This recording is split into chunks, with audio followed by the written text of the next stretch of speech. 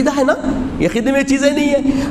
آج ہماری زندگیاں دیکھتے جائیے, حضرت سیدنا عمر فاروق کی زندگی دیکھیے اور اپنی زندگی دیکھیے.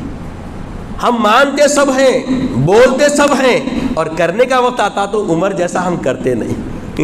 اگر کرنے لگ گئے تو زندگی بدل جائے گی. دریائے نیل جب فتح ہو گیا, دریائے نیل کا معاملہ آیا.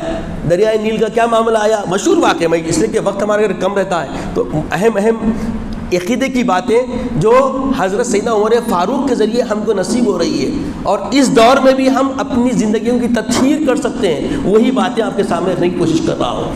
تو دریائے نیل کے بارے میں یہ آیا کہ جب دریائے نیل کیا ہوتی, اکثر رک جاتی, اور جب رکتی تو وہاں کے عقیدے باطلہ یہ تھے کہ کسی نوجوان لڑکی کو دلہن کی طرح سجا کے اس میں ڈھکل دیا جاتا اور پھر پانی جاری ہو جاتا. اور یہ بات حضرت سیدنا عمر فاروق جب امیر المومنین ہو گئے, آپ جب فتح